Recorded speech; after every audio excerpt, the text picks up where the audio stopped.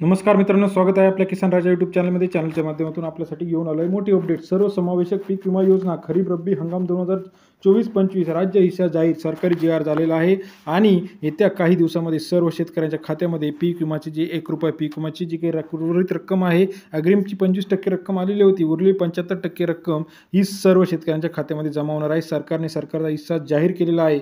त्याचा सविस्तर जी.आर दिनांक 7 जुलै 2025 रोजी आलेला आहे. येत्या काही दिवसामध्ये हा रक्कम सर्व शेतकऱ्यांच्या खात्यात येणार आहे. काय सविस्तर चर्चा पीक विम्याविषयीची सविस्तर माहिती आपण चॅनलच्या माध्यमातून रोजच्या रोज देत आहोत. चॅनलला नवीन असाल तर पीक विमा संदर्भातील नवीन अपडेट्स असतील, पीक विमा संदर्भातील जी.आर असतील, शेतकऱ्यांच्या वेगवेगळ्या समस्या असतील, पीक विमाची व्यवस्थित आपल्याला अपडेट्स चॅनलच्या माध्यमातून येत असतात. चॅनल लाईक, सबस्क्राईब, शेअर करा.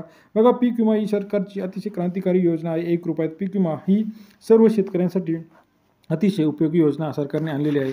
तर या योजनेच्या अंतर्गत सरकारने आता नवीन जी.आर आलेला आहे. जो काय उर्वरित रक्कम होती ती उर्वरित रक्कम बघा, सर्वसमावेशक पीक विमा योजनेअंतर्गत खरीप रब्बी हंगाम 2024-25 साठी साधारणतः 207 कोटीची रक्कम ही पीक विमा कंपन्यांना वितरित करण्याचे आदेश दिलेले आहे.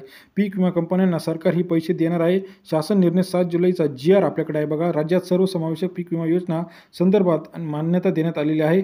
आता बघा, 2023 असेल, 24-25 असेल, यामध्ये जे काही कंपन्या आहे या 9 कंपन्यांना शासनाने पैसे देणं अपेक्षित आहे. या संदर्भातील आर्थिक मदत ही सरकार करणार आहे.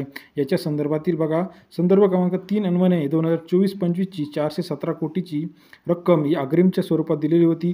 उरलेली जी 207 कोटीची रक्कम आहे ती आता खरीप आणि रब्बी हंगाम दोन्ही मिळून सरकार ही जाहीर करणार आहे. मग कोणत्या पीक विमा कंपनीला किती पैसे द्यायचे आहे याची सुद्धा सविस्तर माहिती आपल्याला आलेली आहे. बघा, उरलेली 207 कोटी रुपये इतका निधी सरकार वितरित करणार. मग शासन निर्णय काय आहे बघा, भारतीय कृषी विमा कंपनी सादर केलेल्या माहितीनुसार उर्वरित 207 कोटी रक्कम देण्यास पीक विमा कंपन्यांना देण्याकरता वितरित शासनाने मान्यता दिली आहे. मग यामध्ये भारतीय कृषी कंपनी असेल, चोलामंडल असेल, HDFC असेल, IDFC असेल, ओरिएंटल असेल, रिलायन्स असेल, SBI असेल, युनायटेड इंडिया असेल, युनिव्हर्सल सॅमको असेल, या सर्व कंपन्या मिळून 207 कोटी रुपये सरकार देणार आहे.